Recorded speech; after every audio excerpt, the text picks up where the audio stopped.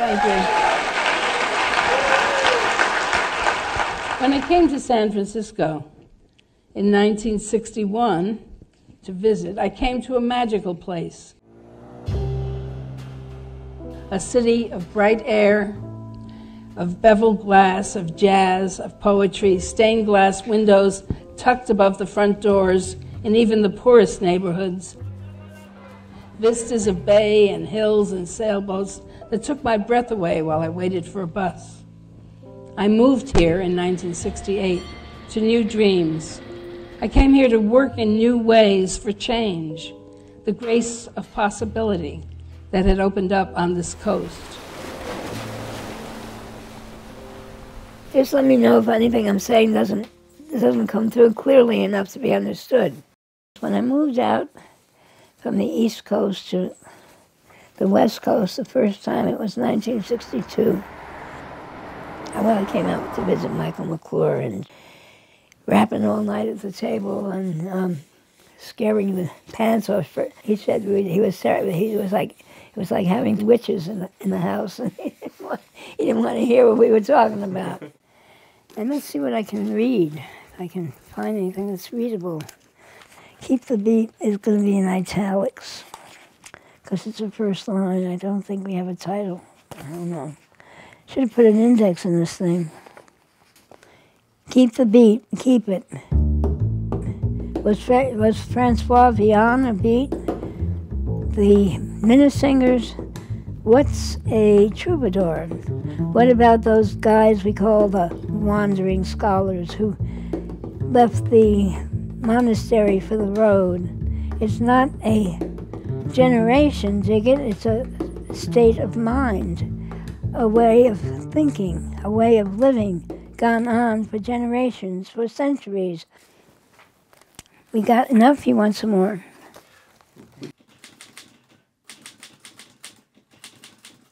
I was here in 1957 and hung out a lot with Allen Ginsberg then, and that was maybe almost the climax of the Beat period. I was touring San Francisco with Allen then. I didn't live here yet. It was 3 years before I came here to live.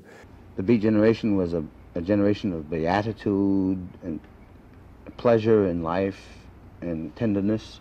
The Beats did contribute to the vernacular, that you could just use the language of the streets. So it was part of the whole Youthquake movement, was a reaction to the restrictions of the war. Mm-hmm. When I say the war, I mean World War II. I saw the best minds of my generation destroyed by madness.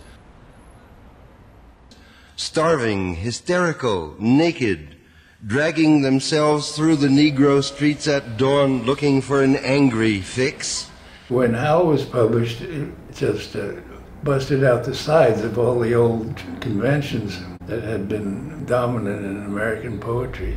Angel-headed hipsters burning for the ancient heavenly connection to the starry dynamo and the machinery of night, who, poverty and tatters and hollow-eyed and high, sat up smoking in the supernatural darkness of cold water flats, floating across the tops of cities, contemplating jazz. Well, the explosion was really the Howell trial. I mean, that was when we were judged not guilty of publishing obscene literature. After that, it was a whole new world. And at that time, North Beach was a very simple bohemian community. It was still a small provincial capital.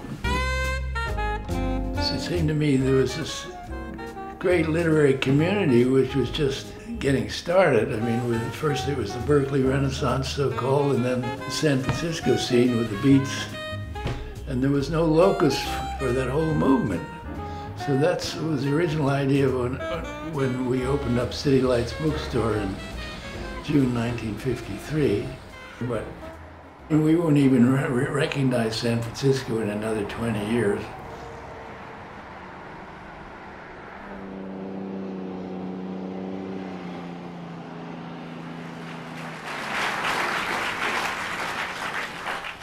So now comes the hard part of the performance, reading prose.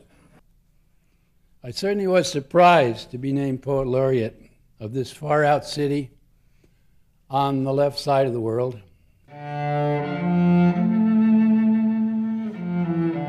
This city has always been a poetic center, a frontier for free, poetic life. But we are in danger of losing it. In fact, we are in danger of losing much more than that.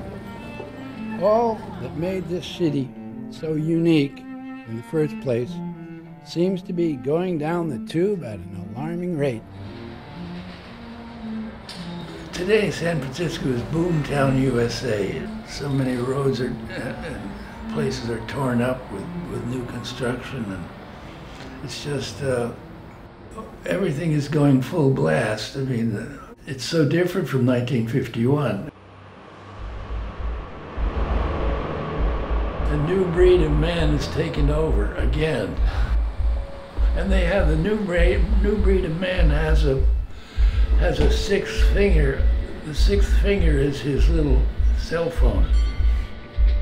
Throw in your lot with the gals and guys on the streets. Walk like you talk like you sing like you dance or love.